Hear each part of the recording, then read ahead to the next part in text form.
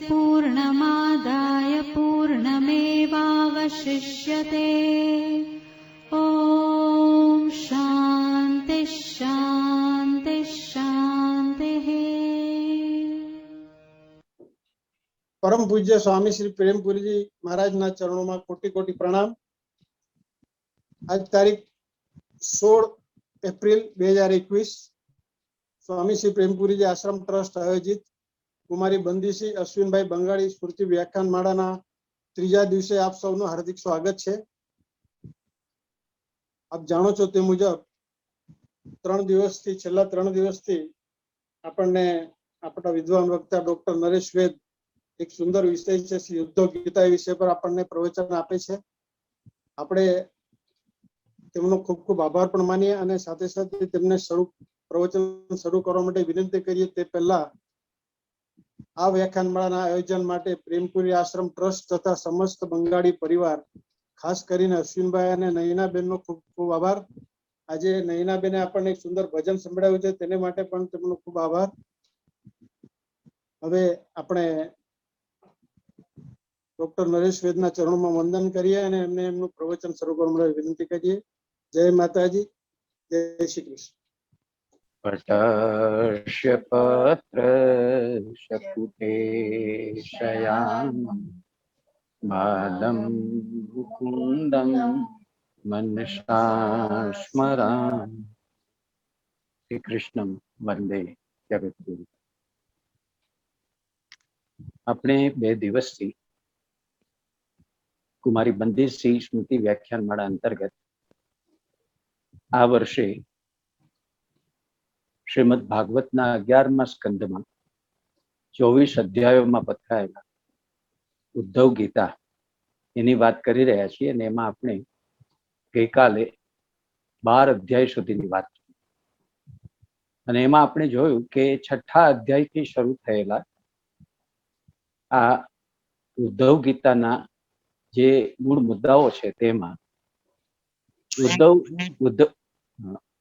उद्धवजी जिज्ञासु थईने श्री कृष्ण ने जे प्रश्न पूछी रह्या छे ते प्रश्नोनी कुल संख्या 21 छे ते आपणे आरंभमां जोयुं। एमांथी एक पछी एक वन बाय वन एवी रीते श्री कृष्ण एना उत्तरो स्पष्टपणे आपी रह्या छे। क्रम एवो तार्किक सरस मजानो राख्यो छे के जेथी जे लोको व्यवहारिक के भौतिक जीवन में आध्यात्मिक जीवन में प्रवेश में मांगता होय तेमने एमनो रोड मैप मळे। केवी रीते एक पछी एक सोपानो चढ़ता जवा, केवी रीते अध्यात्मनी दिशा में विकास और प्रगति करवी एनुं मार्गदर्शन मळतुं। तो गई काले आपणे जोयुं के 24 गुरुओ संसारना कर्या पछी गुरु दत्तात्रेयजी पासेथी एनी कथा सांभळीने कर्या पछी जे बहु महत्वनी बात आई ते महत्वनी बात ए आई के अंतकरणनी शुद्धि आवश्यक है अने अंतकरणनी शुद्धि करवा माटे थईने विचारनी शुद्धि करवी पड़े, अन्ननी शुद्धि करवी पड़े, मननी शुद्धि करवी पड़े, चित्तनी शुद्धि, बुद्धिनी शुद्धि, अहमनी शुद्धि। ए बधी शुद्धि करवा माटे थईने सौथी पायानी वात तेमणे समजावी के जे त्रिगुणात्मक प्रकृति लईने आपणे अवतर्या छीए ए त्रिगुणात्मक प्रकृति है बुद्धिनो विवर्त है, बुद्धि साथे संकळाયેલો एटले आपणी अंदर सत्व रजस अने तमसना त्रणेय गुणो छे तेनुं વધતું ઓછું પ્રમાણ હોય છે। ક્યારેક એકનું વધે છે, બીજાનું ઓછું થાય છે, ક્યારેક બીજાનું વધે છે, અમુકનું ઓછું થાય છે। સૌથી જરૂરી એ હોય છે કે તામસિક ગુણ, રાજસિક ગુણ એને ધીરે ધીરે ઓછા કરતા જઈ, ઘટાડતા જઈને આપણે સત્વ ગુણની વૃદ્ધિ કરતા જઈએ। सत्व गुण की वृद्धि करता करता आपणे एवी कक्षाए पहोंचवुं जोईए के जेथी छेवटे सत्व गुण पण एक शुद्ध एवी कक्षाए पहोंचे। तो ए माटे थईने एमणे जे 10 मुद्दाओ बताव्या तेनी वात सुधी काले आपणे पहोंच्या हता अने त्यां आपणे अटक्या हता। एटले श्री कृष्ण ए 12मा अध्यायनुं समापन करता जणावे छे उद्धवजीने के हे उद्धव, ज्यां सुधी आत्मानो साक्षात्कार थाय नहीं अने स्थूल अने सूक्ष्म शरीर छे तेना कार्यरूप अने जे त्रणेय त्रण एवा जे गुणो छे तेनी निवृत्ति न थाय त्यां सुधी माणसे सत्व गुणनी वृद्धि छे ते सतत करता रहेवी जोईए। अने एम करता करता धर्मनी वृद्धि एनी अंदर थाय અધ્યાત્મની વૃત્તિની વૃદ્ધિ એની અંદર થાય અને એનું અંતઃકરણ છે તે શુદ્ધ થઈને એને આત્મ તત્વનું જ્ઞાન થાય. આટલી વાત 12મા અધ્યાયના અંત સુધી આપણે કાલે જોઈ હતી. હવે જે પ્રશ્ન છે તે આ છે, ઉદ્ધવજીનો પ્રશ્ન છે તે આ છે કે આ વાત તો અમે સમજ્યા, પણ આ જે અશુદ્ધ તત્વો છે તેને બાળીને ભસ્મ કરવા જોઈએ એમ આપે સૂચવ્યું, તો શેનાથી બળે? કેવી રીતે બાળી શકાય? અને ભસ્મ થાય તો એની સાથે શરીર ભસ્મ ન થઈ જાય? તો સરસ ઉત્તર આપે છે. તમે જુઓ, પ્રશ્ન એમનો આ છે કે આ શરીર 3 ગુણોનું બનેલું છે અને જ્ઞાનાગ્નિથી 3 ગુણો ભસ્મ થઈ જાય છે. તો ગુણોના ભસ્મ થવાથી શરીર તો કોઈનું બળીને ભસ્મ નથી થતું. તો આ બધું શું છે? આ જ્ઞાનાગ્નિ કેવા પ્રકારનો અગ્નિ છે કે માત્ર આવા ત્રિગુણાત્મક પ્રકૃતિ છે તેને જ બાળીને ભસ્મ કરે. એટલે ભગવાન એમને સમજાવે છે અને કહે છે, આપણે પણ જોયું છે જ્યારે જ્યારે આપણે શ્રીમદ ભાગવતની કથા એની પૂર્ણાહુતિ થાય છે અને વિષ્ણુ યાગ આપણે કરીએ છીએ પ્રેમપુરીમાં, ત્યારે તમે જુઓ છો કે 2 અરણી છે, 2 ખરેખર વાંસના જે લાકડાઓ છે તેને ઘર્ષણ કરીને તેની અંદરથી અગ્નિ પેદા કરે. તો એનું ઉદાહરણ આપીને શ્રી કૃષ્ણ કહે છે કે વાંસના ઘર્ષણથી અગ્નિ પેદા થાય છે અને તે અગ્નિ વાંસના આખા વનને બાળીને શાંત જેમ થઈ જાય છે. એવી જ રીતે આ શરીર ગુણોના વિકારથી ઉત્પન્ન થયું છે અને આપણે વિચારના મંથન દ્વારા જ્ઞાનાગ્નિને પ્રજ્વલિત કરવાનું છે.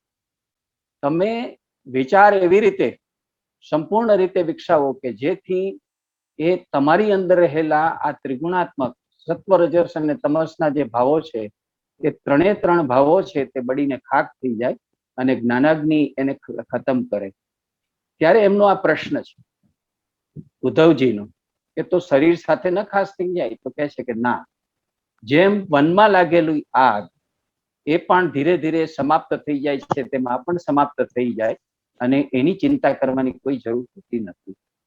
તો શ્રી કૃષ્ણનો જે જવાબ છે કે આવરણ ભંગનું કાર્ય પૂરું થતા જ્ઞાનાગ્નિ રૂપ એવું બ્રહ્માકાર વૃત્તિ પણ શાંત થઈ જાય છે અને તેથી સત્વ ગુણ પણ શાંત થઈ ગયેલું કહેવાય. તમે જુઓ કેટલી સરસ રીતે ટુ ધ પોઈન્ટ વાત કરે છે.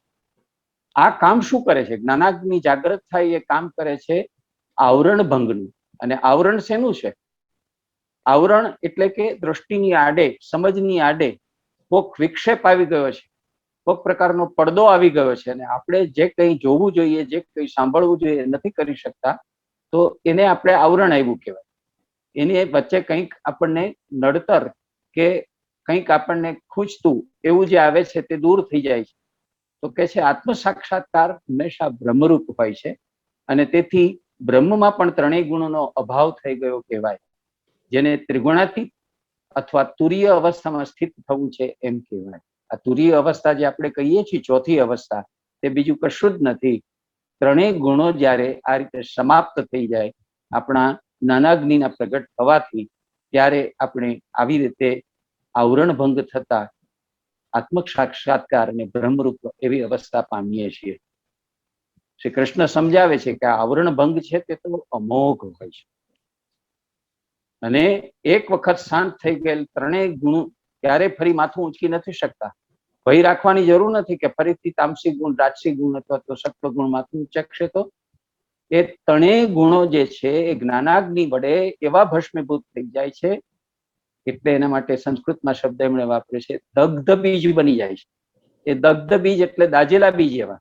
જેમ દાજેલું બી ફરી ઉગતું નથી તેમ ક્યારે આ ઉગી શકે નહીં. એવો સરસ ઉત્તર આપીને એમણે સમજાવ્યું અને સમજાવી નાખી વાત આપણને. એ રીતે હવે આગળ વધતા એ તરત જ કહે છે કે ભગવાન ઘણું કરીને બધા મરણ ધર્મની મનુષ્યો આ વાત જાણે છે કે વિષયો એ વિપત્તિનું ઘર છે અને તેમ છતાં મનુષ્ય છે તે કૂતરા, ગધેડા અને બકરાની જેમ દુઃખ સહન કરીને પણ વિષયો જ ભોગવતા રહે છે. આનું કારણ શું છે? તમે જુઓ કે કેટલો પાયાનો પ્રશ્ન છે તે પૂછી લે છે. આવું કેમ છે? આ આખી હકીકત માણસ ઇન્દ્રિયોની પાછળ દોડે છે શું કામ? ઇન્દ્રિયોનો આનંદ છે તે ક્ષણિક છે. વિષયોના પોતે જે છે તે શિકાર બની ચૂક્યા છે એ પણ સમજે છે, અને છતાંય એ આવા કેમ છે કે એમાંથી કેમ મુક્ત થઈ શકતા નથી. તો શ્રી કૃષ્ણ એને સમજાવે છે કે ઉદ્ધવજી, કે જ્યારે જીવ અજ્ઞાનવશ પોતાના સ્વરૂપને ભૂલીને સ્થૂળ અને સૂક્ષ્મ વગેરે શરીરમાં અહમ બુદ્ધિ કરે છે, એટલે કે એ સ્વ સ્વરૂપને ભૂલી અને આ રીતે અહમ વૃત્તિમાં ચાલ્યા જાય છે, એ ખરેખર એનો બ્રહ્મ છે. અને એને સત્વ પ્રધાન મન ઘોર તામસ ગુણ તરફ દોરી જાય છે, અને તેથી તે વિકારી થઈ જાય છે.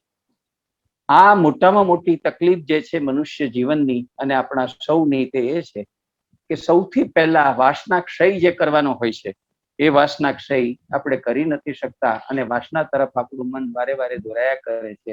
તેનું કારણ એ આપે છે. એટલે એ સમજાવે છે કે જો તમારે વાસના ક્ષય કરવો હોય તો શું કરવું જોઈએ. આપણે અગાઉ આ વ્યાખ્યાનનો વિષય પણ એક વખત લીધો તો પ્રેમપુરીમાં, જો યાદ હોય તો. વાસના ક્ષય, મનોનાશ અને આત્મ સાક્ષાત્કાર. અધ્યાત્મની દિશામાં આવા 3 ડગલા ભરવાથી આપણે કેવી રીતે સ્વ સ્વરૂપ સાથે અનુસંધાન સાધી શકીએ છીએ, એ પણ એક વિષય લઈને આપણે એક વખત વાત કરી હતી. એ વાત અહીંયા ભાગવતના 11મા સ્કંદમાં ઉદ્ધવ ગીતામાં શ્રી કૃષ્ણ સ્વમુખે સમજાવી શકે છે કે સાધકે, જે આત્મવિદ બનવા માંગે છે, તેમણે આસન અને પ્રાણ ઉપર વિજય પ્રાપ્ત કરી પોતાની શક્તિ અને સમય અનુસાર ઘણી બધી સાવધાનીથી ધીરે ધીરે મારામાં પોતાનું મન લગાડવું જોઈએ. અને આ રીતે અભ્યાસ કરતી વખતે પોતાની અસફળતા જોઈ સહેજ પણ કંટાળવું ન જોઈએ, પણ વધારે ને વધારે ઉત્સાહથી મારામાં મન લગાડવાની જે ચેષ્ટા છે તે વધારવી જોઈએ. એમ કહીને શંકાદી ઋષિઓનું ઉદાહરણ આપે છે શ્રી કૃષ્ણ. એટલે ફરી પાછા જિજ્ઞાસુ બને છે ઉદ્ધવજી, અને કહે છે કે તમે શંકાદી ઋષિઓને જે યોગનો આદેશ આપ્યો હતો તેનો પ્રકાર જાણવાની પણ અમને ઈચ્છા છે. અમે તો સામાન્ય મનુષ્ય છીએ, આ બધું જાણતા નથી, તે જણાવો. અને એટલે આ શંકાદીને પોતે કેવી રીતે હંસ બનીને, બ્રહ્માજી જેવા બ્રહ્માજી પણ દેવના દેવ હોવા છતાં એ પણ આમાંથી મુક્ત નથી થઈ શકતા. એટલે પોતે હંસરૂપ ધારણ કરીને બ્રહ્માજી સાથે પધારેલા એના માનસ પુત્રો એવા જે કઈ શંકાદી ઋષિઓ છે, એને બહુ સીધો પ્રશ્ન કરી અને કે છે મેં સમજાવ્યું હતું. જ્યારે એમણે પૂછ્યું કે અમને આ સમજાવો, ત્યારે એમને પ્રશ્ન કર્યો તો કૃષ્ણ કે છે મેં સામું કે તમારો પ્રશ્ન કોના સંદર્ભમાં છે, આત્માના સંદર્ભમાં છે કે આત્માની ઉપાધિના સંદર્ભમાં છે. તમે જુઓ કે તમે મને પ્રશ્ન પૂછો છો ત્યારે તમે એ વસ્તુ સમજો કે તમે કોને પ્રશ્ન પૂછ્યો. આત્માની જે ઉપાધિ લાગેલી છે તે તો માયાની છે, અને માયાની ઉપાધિ જે લાગે છે તે તો સગુણ રૂપ એવું ઈશ્વર છે, એ પરમાત્મા નથી, એ પરબ્રહ્મ નથી. તમે આત્માને પ્રશ્ન પૂછો છો કે આ રીતે સગુણ સાકાર સ્વરૂપ ધારણ કરેલ એવા મારા ઈશ્વરીય રૂપને પૂછો. પછી એ સમજાવે છે જેમાં જાતિ, ક્રિયા, ગુણ અને સંબંધ એ 4 વસ્તુ હોય તેનું વર્ણન હંમેશા વાણીથી શક્ય બને. તમે વાણીથી, ભાષાથી કોનું વર્ણન કરી શકો? જેને કોઈ જાતિ હોય, જે કોઈ ક્રિયા કરતું હોય, જેની અંદર કોઈ સારા માઠા ગુણ હોય, જે એક યા બીજી રીતે કોઈકની સાથે સંબંધ ધરાવતું હોય, એનું તમે વર્ણન કરી શકો. હવે જો તમે આત્માની વાત સાથે આ વાતને સાંકળશો તો સમજાશે કે આત્મા એક જ છે. તેથી આત્મામાં કોઈ જાતિ નથી. આત્મા નથી સ્ત્રીલિંગ, નથી પુલ્લિંગ, નથી નપુંસકલિંગ, અને કોઈ જાતિ નથી. આત્મા સર્વત્ર એક સમાન રીતે ઠસોઠસ ભરેલો છે, એમાં કોઈ જગ્યા ખાલી નથી, અને તેથી આત્મા કોઈ ક્રિયા પણ નથી. જેમ આત્માને જાતિ નથી એમ આત્માને કોઈ ક્રિયા પણ નથી. ત્રીજી વાત, આત્મા નિર્ગુણ છે, તેથી આત્મામાં કોઈ ગુણ પણ નથી. સત્વ, રજસ, તમસ જેવા કોઈ ગુણ એ પણ આત્મામાં નથી. અને ચોથી વાત કરે છે કે સંબંધ 2 કે 2 થી વધારે એવી હાજરીમાં કે હસ્તીમાં થાય, આત્મામાંથી અન્ય બીજી કોઈ સત વસ્તુ નથી, તેથી આત્માનો કોઈ સાથે સંબંધ પણ બનતો નથી. અને એટલે તમે સમજો કે તમારો પ્રશ્ન જો આત્માને કરતા હો તો એનો જવાબ શક્ય છે. બાકી તમે જ્યારે આ બધા પૂછો છો ત્યારે આ જ વાત પૂછો છો. એટલે કહે છે જો તમારો પ્રશ્ન આત્માની ઉપાધિ રૂપ ભૂત સમુદાયને ઉદ્દેશીને, એટલે કે જીવ માત્રને ઉદ્દેશીને હોય તો પણ નિરર્થક છે. કારણ કે દેવતા, મનુષ્ય, પશુ, પક્ષી વગેરે બધા શરીર છે તે પંચમહાભૂતના બનેલા હોય છે અને એકબીજા સાથે સંકળાયેલા હોય છે, પણ દરેક નું જે પારમાર્થિક સ્વરૂપ છે એ તો અભિન્ન છે. આવી સ્થિતિમાં આપ જ્યારે પૂછો કે આપ કોણ છો, આપ લોકોનો આ પ્રશ્ન માત્ર વાણીનો વ્યવહાર છે, એમાં વિચારપૂર્વક કશું જ નથી, માટે નિરર્થક છે. હવે હું તમને સમજાવું કે શનકાદિને મેં કયો યોગ છે તે સમજાવ્યો. એ કહે છે કે મેં શનકાદિક ઋષિઓને જે કંઈ સમજાવ્યું હતું એ ચિત્ત અને ચિત્તના ગુણો એ આત્માથી અલગ કરવાનો ઉપાય મેં એમને સમજાવ્યો. આ બહુ જ અગત્યની વાત છે. જે લોકો જ્ઞાન માર્ગમાં જવા માંગે છે, જે લોકો પોતાના આત્માની સાથે અનુસંધાન સાધવા માંગે છે, જે લોકો જ્ઞાન માર્ગ દ્વારા મોક્ષ પ્રાપ્ત કરવા ઈચ્છે છે, એમને માટે આ બહુ જ પાયાની વાત છે. બહુ જ ઓછા એવા વેદાંતના ગ્રંથોમાં આટલી સ્પષ્ટતા સાથે કહેવાયેલી છે. એટલે એ વાત કઈ છે, ચિત્ત ઉપર કેન્દ્રિત કરી નાખી વાત છે કે ચિત્ત છે અને ચિત્તના જે ગુણો અને ચિત્તની જે અવસ્થાઓ છે તેને આત્માથી અલગ તમારે સમજવાના. આપણી મોટી ભૂલ એ છે કે આપણે ચિત્ત અને આત્માને એક સમજી લઈએ છીએ, પણ ચિત્ત જે છે તે તો અંતઃકરણનો એક ભાગ છે અને બીજા અંતઃકરણો જેમ મન અને બુદ્ધિ મેલા થાય છે, ભ્રષ્ટ થાય છે, તેમ ચિત્ત પણ વૃત્તિઓના એની અંદર ઉઠતા લોઢ અને લોઢને કારણે એ પણ એકદમ દોડાય છે. ચિત્ત પણ દોડાય છે, ચિત્તની અવસ્થાઓ પણ બદલે છે ને માટે એ સત્ય નથી, નિત્ય નથી, માટે એ પણ આત્મા નથી. આ આખી વાત એ બરાબર સમજાવે છે અને પછી એ સમજાવતા સમજાવતા એને સમજવાનું, આપણને સમજાવવાનો પ્રયત્ન કરતા કે છે કે તમે સમજી લો, તમે મને પ્રશ્ન પૂછ્યો છે ને કે આપ કોણ છો, તો એ પ્રશ્નનો ઉત્તર છે કે તત્વ દ્રષ્ટિથી હું સર્વ સ્વરૂપ છું અને સર્વ મારા સ્વરૂપ છે. તમે વાત ભૌતિક દ્રષ્ટિથી ન સમજો ને ન જીવો, તત્વ દ્રષ્ટિથી સમજવાનો અને જોવાનો પ્રયત્ન કરો. હું સર્વ સ્વરૂપ છું અને સર્વ મારા સ્વરૂપ છું અને માટે પરમાત્મા કહેવાઉં છું. સર્વ મારા સ્વરૂપો છે અને હું સર્વ સ્વરૂપ છું, એનો અર્થ જ એ થયો કે એટલા માટે હું પરમાત્મા છું. તો કહે છે કે હે પુત્રો, ચિત્ત ચિંતન કરતા કરતા આમાં હંમેશા વિષય વાળું થઈ જાય છે અને વિષય ચિત્તમાં વાસના રૂપે પ્રવિષ્ટ થઈ જાય છે. આ વાત 100% સાચી છે. તો પણ વિષય અને ચિત્ત એ બંને મારા સ્વરૂપભૂત આત્માનું શરીર અને ઉપાધિ છે. એટલે સમજો કે આત્માનો ચિત્ત અને વિષય સાથે કોઈ સંબંધ નથી. જે વિષય કામના, જે વિષય વાસના ઊભી થાય છે, જે પછીના જન્મો છે એને માટે નિમિત્તરૂપ બને છે, તો તમારે એના ચક્કરમાંથી બહાર નીકળવું જોઈએ. તો જ તમારા જન્મ મરણ આવાગમનનો ફેરો છે એ તમે એમાંથી મુક્ત થઈ શકો. એટલે ઉદ્ધવનો પ્રશ્ન આ છે કે ઇન્દ્રિયો વિષય તરફ દોડે છે અને વિષયો ઇન્દ્રિયોને જાગૃત કરે છે, તો એ ચક્કરમાંથી અમારે બહાર નીકળવું કઈ રીતે? આ બધા વિષયો અમારા ચિત્તની અંદર સંસ્કાર રૂપે બેસી ગયા છે અને જન્મો જન્મ એ બધા ચાલુ રહે છે. તમારે એમાંથી કેવી રીતે મુક્ત થવું? ત્યારે એ બહુ સરસ ઉત્તર આપતા કૃષ્ણ આપણને માર્ગદર્શન આપતા કહે છે કે વારંવાર વિષયોનું સેવન કરતા રહેવાથી જે ચિત્ત વિષયોમાં આસક્ત થઈ ગયું છે ને વિષયો પણ જેના ચિત્તમાં પ્રવિષ્ટ થઈ ગયા છે, આ બંનેને પોતાના વાસ્તવિક રૂપ આત્માથી એ જુદા છે એવા મારા પરમાત્માનો સાક્ષાત્કાર કરવા માટે મારે ત્યજી દેવા છે, એવો દ્રઢ નિર્ણય છે તે વિવેક બુદ્ધિથી જ્યારે તમે કરો છો ત્યારે આ સંસ્કારો પણ નષ્ટ થઈ જાય છે. આપણા સૌનો અનુભવ છે, વ્યવહારિક અનુભવ છે કે જે વિષય વિશે વિચાર્યા કરીએ ને એમાં આપણું મન છે તે ઘૂમ્યા કરે, આપણું મન એમાં રમ્યા કરે ને આપણે એના જેવા થવા લાગીએ. જો વિષયની વાત વાંચીએ, વિષયની વાત સાંભળીએ, વિષય કામનાના દ્રશ્યો જોઈએ તો એની એ વાત આપણો કબજો લઈ લે છે. એટલે કહે છે કે તમે વિવેકી મનુષ્ય બનો અને વિવેકી મનુષ્ય એ ચિત્ત અને એમાં પડેલા સંસ્કારોને પોતાની 3 શરીર રૂપ જે ઉપાધિ છે એનો ભાગ માનવો જોઈએ. અને ઉપાધિ તો માયાનું કાર્ય છે, માટે મિથ્યા છે. જ્યારે પોતાનું વાસ્તવિક સ્વરૂપ તો શુદ્ધ સત ચિત્ત આનંદનું સ્વરૂપ છે અને આત્મારૂપ છે, એ નિત્ય દ્રઢ કરવું જોઈએ પોતાના મનમાં. અને એવું જ્યારે તમે કરશો ત્યારે તમારી શું સ્થિતિ થશે એ બરાબર સમજાવે છે.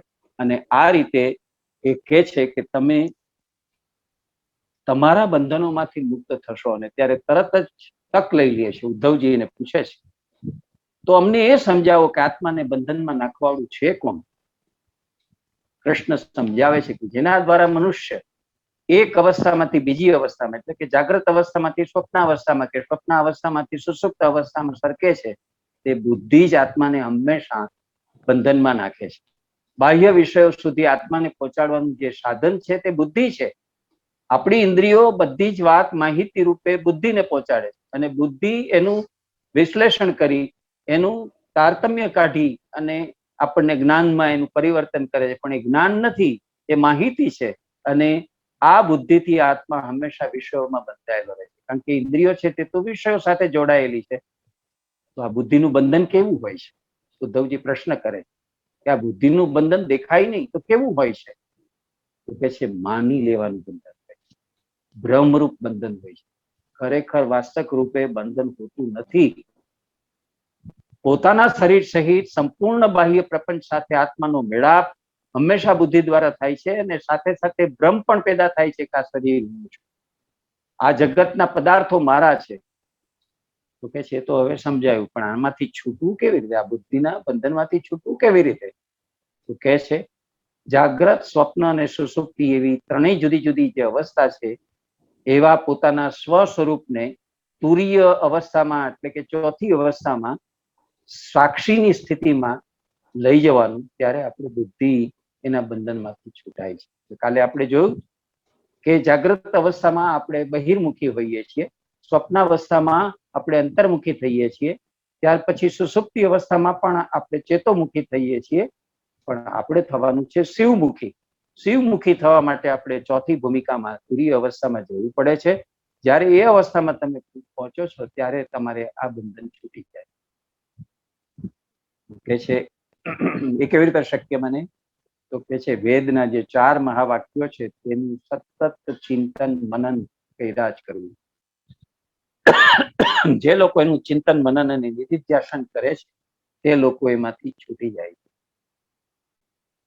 સંસાર માત્રનું બંધન છે તે અહંકાર દ્વારા રચાયેલું છે. અહમનો અર્થ છે તમારું બંધન. અહંકાર એટલે બનાવટી અહમ, ખોટી રીતે કરેલા અભિમાનને અહંકાર કહેવાય. દાખલા તરીકે આપણે કહીએ છીએ કે આ દેહ હું છું, આ બુદ્ધિ હું છું, તે તમે ખરેખર કરેલું અહંકાર છે, અને પરિણામે તમે દુઃખી થાવ છો. તો હવે ચિત્તના ગુણોને આત્માથી અલગ કરવાના ઉપાયો ક્યાં? એ જ્યારે પૂછે છે ત્યારે બધા જ ઉપાયો દેખાડે છે કે વર્ણાશ્રમ ધર્મ છે એ શું છે, કેવી રીતે એમાંથી મુક્ત થવાય, કેવી રીતે આ ત્રણેય અવસ્થાઓમાંથી મુક્ત થવાય, કેવી રીતે ત્રણેય ગુણોમાંથી મુક્ત થવાય, કેવી રીતે આ જગતની ભ્રાંતિમાંથી મુક્ત થવાય. બહુ જ વિસ્તારથી આખી વાત છે તે સમજાવે છે. અને છતાંય એક પ્રશ્ન ઉદ્ધવજીના મનમાં થાય છે કે અમે તો ઠીક સાધારણ મનુષ્ય છીએ, આ બધું નથી જાણતા, પણ જે લોકો વિવેકી છે, સિદ્ધ પુરુષો છે, શું એ લોકો છે ક્યારેય ભાન નહીં ભૂલતા હોય? એ લોકો છે તે ક્યારેય આવી રીતે લલચાતા નહીં હોય? તો કે છે સિદ્ધ પુરુષે જે શરીરથી એને પોતાના સ્વરૂપનો સાક્ષાત્કાર કર્યો હોય છે તે શરીર તો પ્રારબ્ધથી ઊભું થયેલું હોય છે. જે બેઠું છે તે દેવવશ ક્યાંકથી આવ્યું કે ગયું છે. આ નશ્વર શરીર સાથે એનો સંબંધ છે જ નહીં. એ વાત ઉપર નજર નાખતા જ નથી, અને માટે એ એનાથી તદ્દન મુક્ત હોય છે. તમે પણ એનાથી જ્યારે આ રીતે મનથી સંબંધ કાપી નાખશો શરીર સાથે, સંસાર સાથે, ત્યારે તમે પણ આખી એ જ પરિસ્થિતિમાં પહોંચી જશો. અને એટલી વાત સમજાવ્યા પછી હવે 14મા અધ્યાયમાં આપણે પહોંચીએ છીએ ત્યારે ઉદ્ધવજીનો પ્રશ્ન છે કે બ્રહ્મવાદી મહાત્મા આત્મકલ્યાણના અનેક સાધનો તમે બતાવો છો, એમાં પોતપોતાની દ્રષ્ટિ બધા શ્રેષ્ઠ છે કે કોઈ એક મુખ્ય છે? જેટલા જેટલા બ્રહ્મવાદીઓ છે, જેટલા જેટલા મહાત્માઓ છે, જેટલા જેટલા દાર્શનિકો અને ચિંતકો છે, અનેક પ્રકારના ઉપયોગો બતાવે છે. તો હે પ્રભુ, હમણાં જ આપે કહ્યું કે જેમાં અન્ય કોઈ સાધનની જરૂર નથી એવા ભક્તિ યોગને જ નિરપેક્ષ અને સ્વતંત્ર સાધન બનાવવું જોઈએ. તમે અત્યાર સુધી જ્ઞાનની વાત કરીને હવે મહિમા ભક્તિ યોગનો તમે કરો છો, તો ભક્તિની જ્યારે વાત આવીને એ પણ નિરપેક્ષ અને સ્વતંત્ર સાધન રૂપે બનાવવાની વાત તમે જ્યારે કરો છો, તો ભગવાન એ સમજાવો કે અમારે ભક્તિ યોગ છે તે શું છે, કેવી રીતે અમે નિરપેક્ષ અને નિષ્કામ થઈ અને ભક્તિ યોગ છે એમાં આગળ ધપી શકીએ, અમારા માટે કેમ સુકર છે, કેમ સહેલો અને સરળ છે, આખી વાત આપણને સમજાવે છે. ભક્ત એટલે કોણ, ભક્તના પ્રકારો કેટલા છે, ભક્તિ એટલે શું, ભક્તિ કોને કહેવાય, પ્રેમનું સર્વોત્કૃષ્ટ સ્વરૂપ એ કેવી રીતે છે, અને ભક્તિ કેટલી જાતની હોય છે, અંતરંગ ભક્તિ, બાહ્ય ભક્તિ, ભક્તિના ફળ કેટલા છે, બધું ધીરે ધીરે ધીરે ધીરે સમજાવતા છેવટે શ્રી કૃષ્ણ એમને સમજાવે છે અને કહે છે, ઉદ્ધવજીના પ્રશ્નના જવાબમાં ઉદ્ધવજીએ સીધું પૂછી લીધું કે હે કમળનયન શ્યામ સુંદર, આપ કૃપા કરીને એ બતાવો કે મુમુક્ષુ પુરુષ આપના કેવા રૂપનું, કેવી રીતે અને કયા ભાવથી ધ્યાન કરે. કારણ કે કૃષ્ણે જયારે સમજાવ્યું કે જ્યારે તમારે મારામય થવું હોય ત્યારે મારા સ્વરૂપનું ધ્યાન કરવું. હવે તમે ભક્તિમાંથી ધ્યાનની વાત ઉપર આવ્યા તો તમે અમને સમજાવો તો ખરા કે કયા ભાવથી તમારે ધ્યાન કરવું જોઈએ અને એનો કેવો ક્રમ રાખવો જોઈએ. અને ત્યારે શ્રી કૃષ્ણનો જે ઉત્તર છે તે તમે જુઓ. જે ન તો બહુ ઊંચું હોય કે ન તો બહુ નીચું હોય એવા આસન ઉપર શરીરને ટટ્ટાર રાખી સુખાસનમાં બેસો, હાથને પોતાના ખોડામાં રાખો, દૃષ્ટિને પોતાની નાસિકાના અગ્રભાગ ઉપર રાખીને તમે શું કરો, એના પછી તમે પૂરક, કુંભક અને રેચક, કુંભક અને પૂરક એવા પ્રાણાયામો દ્વારા નાડીઓને શુદ્ધ કરો. પ્રાણાયામનો અભ્યાસ ધીરે ધીરે વધારતા રહો. એની સાથે સાથે ઇન્દ્રિયોને જીતવાનો પણ અભ્યાસ છે તે કરતા રહો. અને આવું કરશો ત્યારે તમે શું કરશો તો કહે છે, આત્મામાં ભગવાનના સગુણ સ્વરૂપનો હંમેશા અધ્યારોપ હોય છે. પછી એનું ચિંતન જે કરે છે તે હૃદય એક કમળ છે. બહુ જ ઝીણી અને સૂક્ષ્મ વાત આવી છે. આપ ધ્યાનથી સાંભળજો, સમજવાનો પ્રયત્ન કરજો. આપણા હૃદયમાં પ્રભુનો વાસ ક્યાં છે? આપણા હૃદયમાં આત્માનું નિવાસ સ્થાન ક્યાં છે? હવે શ્રી કૃષ્ણ એ બતાવે છે, પિન પોઇન્ટેડલી બતાવે છે. આપણા શરીરની અંદર આત્મા ક્યાં રહેલો છે તો કે છે એ હૃદયમાં રહેલો છે. હૃદય એક કમળ છે. તે શરીરની અંદર એવી રીતે સ્થિત છે જાણે એની દાંડી ઉપરની બાજુ છે, મુખ નીચેની બાજુ છે. હવે એવું ધ્યાન તમારે કરવું જોઈએ કે કમળનું મુખ ઉપરની બાજુ ધીરે ધીરે ખીલી ગયું છે. એના 8 એવા દળ એટલે પાંખડીઓ છે અને એની વચ્ચોવચ્ચ પીળી પીળી અત્યંત સુકોમળ કર્ણિકાઓ એટલે કે ગાદીઓ છે. એ કર્ણિકા ઉપર ક્રમશઃ તમારે સૂર્ય, ચંદ્ર અને અગ્નિનો નાશ કરવો જોઈએ. ત્યાર પછી અગ્નિની અંદર મારા આ સગુણ સ્વરૂપનું અને રૂપનું તમારે સ્મરણ કરવું જોઈએ. મારું આ સ્વરૂપ ધ્યાન સૌ કોઈ જીવો માટે થઈને અત્યંત મંગળમય છે. જીવો ધીરે ધીરે ધીરે ધીરે વાત એમણે બતાવી અને પછી કહે છે, હું આમ એટલા માટે કહું છું કે તમને મારા તરફ મોહિની જાગૃત થશે, તમને મારા તરફ આકર્ષણ થશે. તમે મારી સાથે છે તે જાણે કે બંધાઈ જશો, નજરબંધી જેવું થશે. શું કામ? મારા શરીરના અવયવનો બાંધો ઘણો સુડોળ છે. રોમ રોમથી મારામાંથી શાંતિ ટપકે છે. મારું મુખ કમળ અત્યંત પ્રફુલ્લિત અને સુંદર છે. ઘૂંટણો સુધી લાંબી મારી 4 ભુજાઓ છે. ઘણી સુંદર એવી મારી ગરદન છે તે મનોહર છે અને મરકતમણી સમાન સુદિગ્ધ મારા ગાલ છે. મુખ પર મંદ મંદ સ્મિતની અનોખી છટા છે. જ્યારે આવું તમે મારું રૂપ જોશો ત્યારે તમે એમાં મોહિત થવા લાગશો અને એ જ્યારે તમે કરશો ત્યારે તમે પહેલા ધ્યાનમાં પ્રવેશશો. આ બધું વર્ણન શું કામ કર્યું? આની સાદી વાત એ છે કે જેને ઈશ્વરનું દર્શન કરવું છે તેમણે 3 પ્રકારના ધ્યાન કરવા પડે. એમાંનું પહેલું ધ્યાન છે તે રૂપ ધ્યાન છે. તમે કોઈ પણ આપણો શાસ્ત્ર ગ્રંથ લઈ લેજો, એ સૌંદર્ય લહેરી હોય, એ ગંગા લહેરી હોય, એ નર્મદા સ્તોત્ર હોય, એ ગંગા સ્તોત્ર હોય, યમુના સ્તોત્ર હોય, તમે બધામાં જોજો સૌથી પહેલું રૂપ વર્ણન આવશે. શું કામ? મંદિરમાં જઈએ, હવેલીમાં જઈએ, ઠાકોરજીની મૂર્તિ હોય, દેવદેવીની મૂર્તિ હોય તો પહેલા આપણું ધ્યાન છે તેના રૂપ ઉપર જાય છે. નાક નકશો કેવો છે, એનું રૂપ સૌંદર્ય કેવું છે, આંખો કેવી છે, બાંધો કેવો છે વગેરે. હંમેશા પહેલું ધ્યાન એના રૂપ ઉપર જાય. રૂપ ઉપર મોહિત થાવ ત્યાર પછી તમારો વિકાસ થાય, એના ગુણોનું ચિંતન તમારામાં શરૂ થાય કે આ પ્રભુ, આ જે સગુણ સ્વરૂપ છે તે કેવું ક્ષમાવાન છે, કેવું કરુણાવાન છે, કેવું પ્રેમાળ છે, કેવું સહૃદય છે, કેવું પુષ્ટિ કરનારું કે અનુગ્રહ કરનારું છે. બધી વાત તમને સમજાય છે. એટલે કહે છે કે ધ્યાન એટલે કે ભક્તિના 2 પ્રકારો છે, તમે સમજો. ભક્તિ પણ એક પ્રકારનું ધ્યાન છે. મારે તમને ઘૂંટી ઘૂંટીને જે કહેવું છે, કૃષ્ણ કહે છે તે આ છે કે ભક્તિ પણ એક પ્રકારનું ધ્યાન છે. તમે ખાલી આંખો મીચી મનમાં એકાગ્ર થાવ અને તમે પ્રાણાયામ કરી શ્વાસનો રોધ કરી અને ધ્યાનની એવી અવસ્થામાં બેસો, એ ધ્યાન નથી. તમે હોલ હાર્ટેડલી તમારા તમામ મન, બુદ્ધિ, ચિત્ત અને અહંકારને મારામાં સમર્પિત કરી અને જે ભક્તિ કરો છો, જે સેવા કાર્ય કરો છો, તે પણ એક ધ્યાન છે. તો એના બે પ્રકારો છે. ભગવાનની લીલામાં થઈ જનારું ધ્યાન એ એક, અને બ્રહ્મમાં નિષ્ઠા કરવા વાળું ધ્યાન તે બીજા પ્રકાર. તો હવે તમને મારે સમજાવવું છે કે જ્યારે આવું તમે રૂપની અંદર મોહાઈ જાઓ અને તમારું ચિત્ત મારા મુખારવિંદમાં જ અટકી જાય, ત્યાર પછી મુખના આકારમાંથી તેને ખસેડો, મુખ જેટલા આકાશમાં એના ચિત્ત, તમારા ચિત્તને સ્થિર કરો અને ત્યાર પછી આકાશનું ચિંતન કરવાનું પણ છોડી દો અને મારા પારમાર્થિક એવા સ્વરૂપને, એટલે કે મારા નિરંજન, નિરાકાર, નિર્ગુણ, પરબ્રહ્મ એવા સ્વરૂપને, એટલે કે સાક્ષી રૂપ આત્માની અંદર તમે આરૂઢ થઈ જાઓ. પછી આત્મા સિવાય કોઈ પણ વસ્તુનું તમે ચિંતન ન કરો. આખી પ્રક્રિયા તમને બતાવી. આ જે હૃદયની વાત કરે છે એ ઉપનિષદની વિદ્યાઓમાં આપણને વારે વારે સમજાવવામાં આવ્યું. વેદાંતના જ ગ્રંથો છે ઉપનિષદ, અને એમાં કહેવામાં આવ્યું કે આપણા હૃદયમાં એક અંગુષ્ઠ જેવું આપણા શરીરની અંદર આત્મા રહેલો છે, અને હૃદય કમળમાં રહેલો છે. અને દહર વિદ્યા નામ આપ્યું હતું ઋષિ મુનિએ. દહર એટલે સૂક્ષ્મ.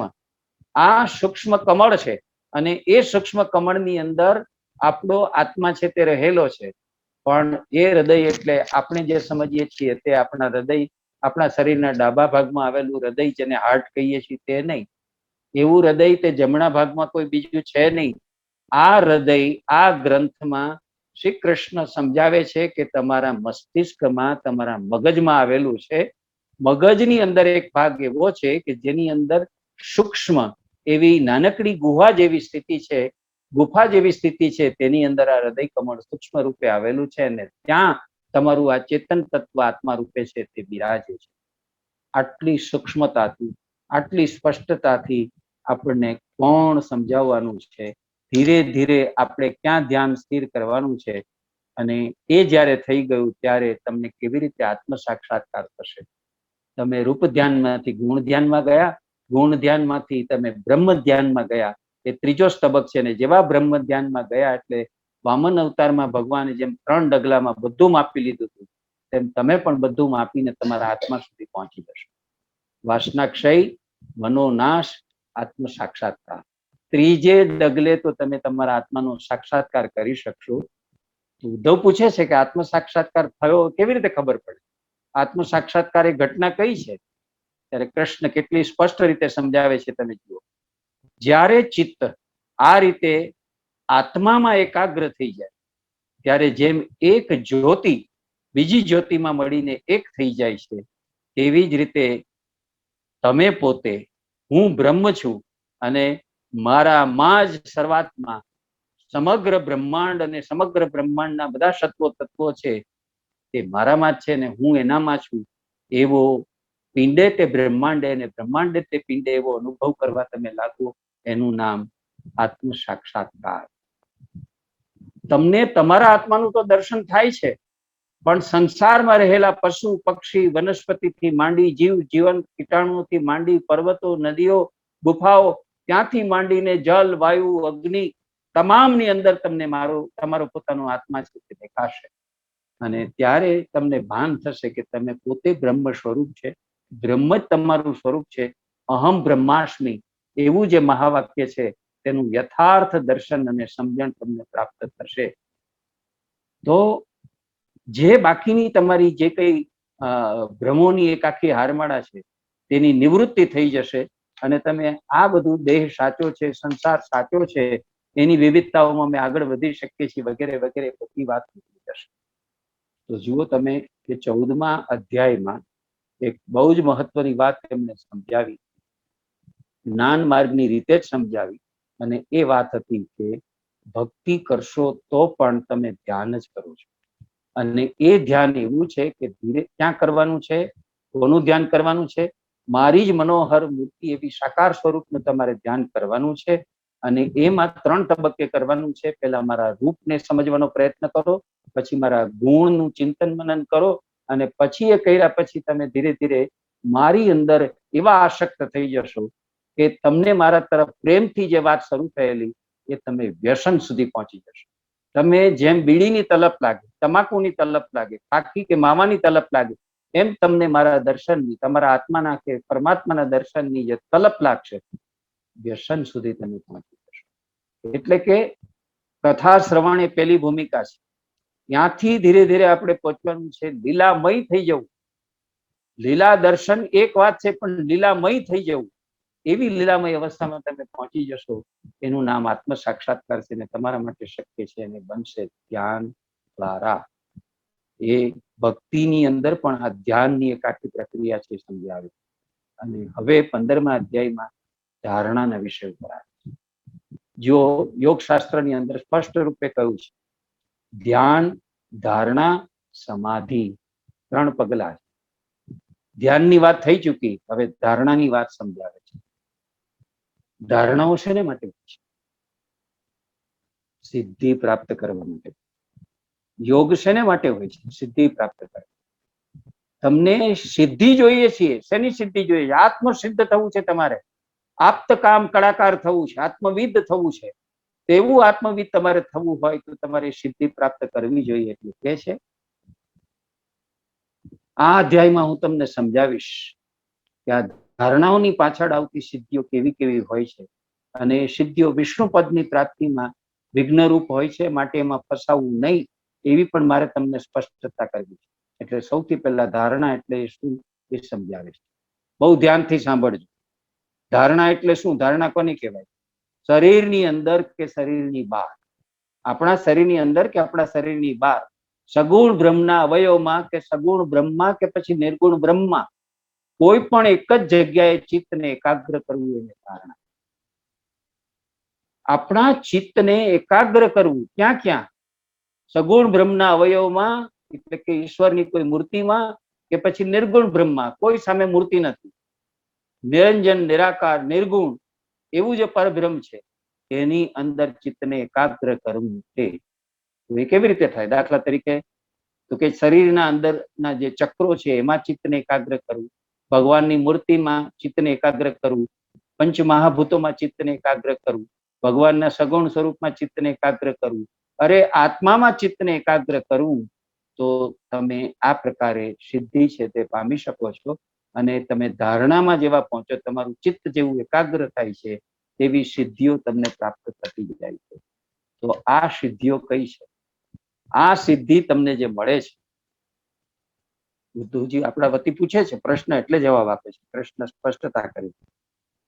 હે અચ્યુત, કઈ ધારણાથી કયા પ્રકારની સિદ્ધિ પ્રાપ્ત થાય અને એની સંખ્યા કેટલી? ત્યારે ભગવાન એને સમજાવે છે કે ધારણારૂપ યોગના પારંગત યોગીઓએ 18 પ્રકારની સિદ્ધિઓ કહી છે. તેમાંથી 8 સિદ્ધિઓ તો મુખ્ય રૂપે કે પૂર્ણ રૂપે મારા સગુણ સ્વરૂપમાં રહે છે. અને જે લોકો સિદ્ધો છે, જે ખરા યોગીઓ છે, એની અંદર અંશતઃ આ હોય છે. અને બાકીની 10 સત્વગુણના વિકાસથી પણ ધારણા યોગીઓને પૂર્ણ રૂપે મળી જાય છે. તો ભગવાનની 8 મુખ્ય સિદ્ધિઓ કઈ છે? અણિમા, મહિમા, લધિમા. અણિમા એટલે શું? મહિમા એટલે શું? લધિમા એટલે શું? એ બધું જ એમણે સમજાવ્યું છે. ચોથી છે પ્રાપ્તિ, 5મી છે પ્રાકામ્ય, 6ઠ્ઠી છે ઈશિતા, 7મી છે વશિતા અને 8મી છે કામ વસાયતા. આવી 8 સિદ્ધિઓ છે તે મળે છે. અને સત્વગુણના વિકાસથી બીજી 10 સિદ્ધિઓ મળે છે.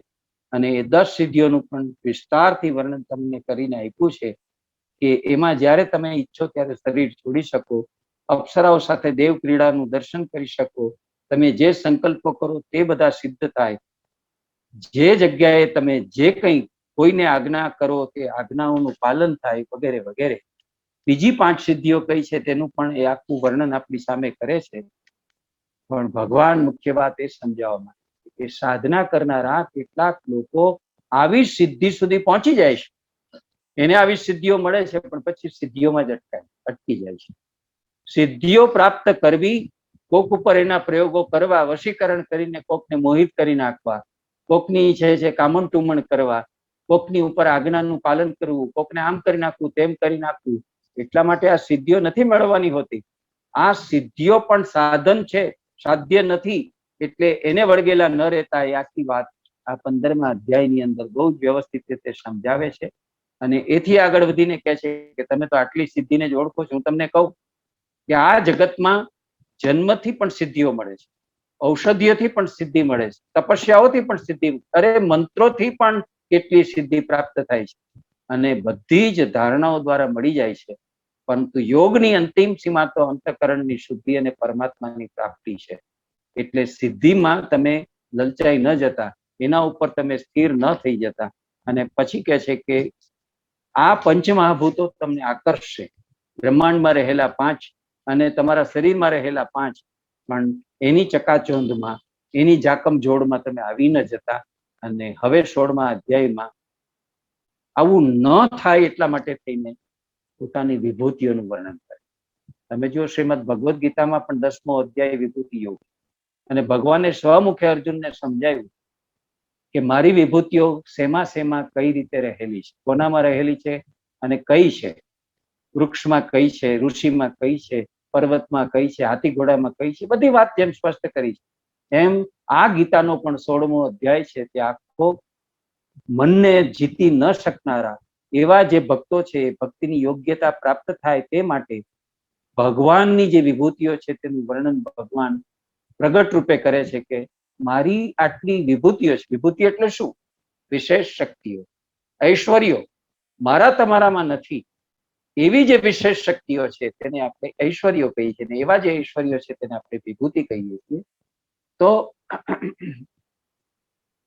ઉદ્ધવના પ્રશ્નના ઉત્તર રૂપે આ બધી વાત એમને કરી છે કે જે લોકો મધ્યમ અધિકાર વાળા છે, જેને મારી મૂર્તિમાં, મારા સગુણ સ્વરૂપમાં, ઈશ્વર સ્વરૂપમાં પણ, જેને રામની મૂર્તિમાં કે કૃષ્ણની મૂર્તિમાં, બુદ્ધની મૂર્તિમાં કે મહાવીરની મૂર્તિમાં, દેવીની મૂર્તિમાં રસ નથી પડતો, શિવની મૂર્તિમાં રસ નથી પડતો, આકર્ષણ નથી થતું, તો એવા લોકો જે છે કે જે એમાં ચોટી નથી શકતા, એમાં ચિત્ત એકાગ્ર નથી કરી શકતા, એવા લોકો એમ એટલા માટે છે કે એને પોતાના મન અને ઇન્દ્રિયો વશમાં નથી કર્યા, અને માટે એ વિધિવત ઉપાસના નથી કરતા, અને કરે તો જે શક્ય બને છે. એટલે આવા મધ્યમ અધિકાર વાળા જે છે એને આવું આકર્ષણ થાય, એટલા માટે આ વિભૂતિનું વર્ણન કરે છે. ત્યારે ઉદ્ધવ આપની જાણ માટે તેને કેટલા પ્રશ્નો પૂછી લે. ભગવાન વિભૂતિ શું છે? વિભૂતિ ભગવાનની ઉપાસનાનું સિદ્ધાંત શું છે? વિભૂતિની ઉપાસનાના અધિકારીઓ કોણ છે? આ ઉપાસનાનું ફળ શું હોઈ શકે? આ વિભૂતિઓ સત્ય છે કે મિથ્યા છે? આ વિભૂતિઓ નો ભગવાનથી ભેદ છે કે અભેદ છે? આ વિભૂતિઓ તત્વમાં શું છે? એટલા પ્રશ્નો પૂછી નાખે છે. ત્યારે વિભૂતિ રૂપે આરાધના કરવાનો અભિપ્રાય શું છે એ પાયાનો પ્રશ્ન છે. એટલે કેવો સરસ ઉત્તર આપે છે. તમે આ જુઓ કેવી સરસ રીતે સમજાવે છે. ગંધ બધામાં છે, કોઈ વસ્તુ ગંધ વગરની. માટીમાં પણ છે, ગુલાબ અને કમળમાં પણ છે, ફૂલોમાં પણ ગંધ પ્રગટ થાય છે. એ એનો એક વિશેષ છે. જળ તો બધા છે, પરંતુ તેમાં ગંગાજળ વિલક્ષણ શા માટે? ગંગાજળ વિલક્ષણ શા માટે? શીતળતા તો બધામાંથી મળે છે, પણ ચંદ્રમાંથી મળતી જે શીતળતા છે તે વિલક્ષણ. આ જે વિલક્ષણ તત્વ છે એને વિભૂતિ કહેવાય. અને એવી જે વિભૂતિ જે પદાર્થોમાં વિશેષ રૂપે પ્રગટ થતી હોય તેને ભગવાનની વિભૂતિ સમજ.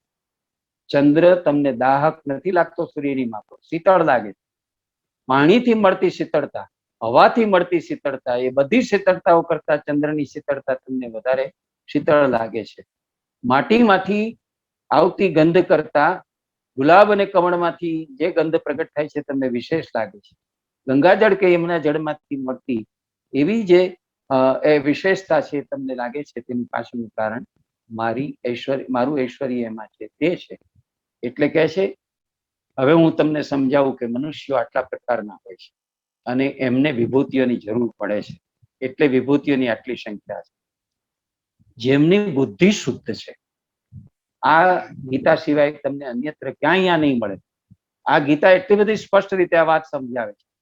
આપણામાંના કેટલાક એવા છે કે જેની બુદ્ધિ સાવ શુદ્ધ છે, ત્યાં ભગવાન જ્ઞાનના રૂપમાં પ્રગટ થાય છે. આપણામાંના કેટલાક એવા છે કે જેનું મન શુદ્ધ છે, ત્યાં ભગવાન પ્રેમના રૂપમાં પ્રગટ થાય છે. કેટલાક એવા છે કે જે ચારિત્રના શુદ્ધ છે, ત્યાં ભગવાન ધર્મના રૂપમાં પ્રગટ થાય છે. અને કેટલાક લોકો એવા છે કે જેની ધાતુ શુદ્ધ છે, જેનું દ્રવ્ય શુદ્ધ છે, ત્યાં ભગવાન પારાના રૂપમાં પ્રગટ થાય છે.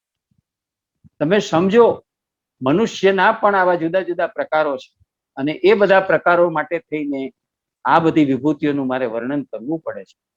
સમસ્ત દેવતાઓમાં ઇન્દ્ર, 8 વસુઓમાં અગ્નિ, 12 આદિત્યમાં હું શું છું એમ કરતા કરતા ભગવદ ગીતાની જેમ એટલી બધી વિસ્તારથી આખી વાત એમને મૂકી છે. અને વિભૂતિ એટલે શું તે સમજાવ્યું, કેવી કેવી વિભૂતિ ક્યાં છે તે બધું સમજાવ્યું. આ બધી વાત આપણને 16મા અધ્યાયમાં વિસ્તારથી એમને આપણી સામે મૂકી, અને હવે 17મા અધ્યાયમાં આપણી પાસે આવી ગયા કે આટલું બધું આપણે સમજતા હોઈએ કે આપણામાં જે નથી તેવું આપણી આજુબાજુના કેટલાય તત્વોમાં કેટલુંક વિલક્ષણ છે, વિશેષ છે. તો એ વિશેષતાઓનો લાભ આપણે શા માટે ન લઈએ? એટલા માટે થઈને આપણા સ્વધર્મને સમજવાનો હોય છે, વર્ણ ધર્મને આપણે સમજવાનો હોય છે. અને એટલે જે 4 વર્ણો છે એ ચારે 4 વર્ણોની વાત ઉપર આવી જાય છે. બ્રાહ્મણ, ક્ષત્રિય, વૈશ્ય અને શુદ્ર. એ વર્ણ એટલે આપણે તો એમ માની લીધું કે શુદ્રો એટલે સૌથી હલકા, દલિતો, પીડિતો, મજૂરો, કૃષકો, સેવકો, આ બધા જે છે તે શુદ્ર, એ ભગવાનના પગમાંથી જન્મ્યા છે. વૈશ્યો તે વેપાર કરનારા, ખેતી કરનારા, ઉપજ કરનારા, આજીવિકા પેદા કરનારા. ક્ષત્રિયો તે રક્ષણ કરનારા, અને બ્રાહ્મણો તે વિદ્યા અને સંસ્કાર આપનારા.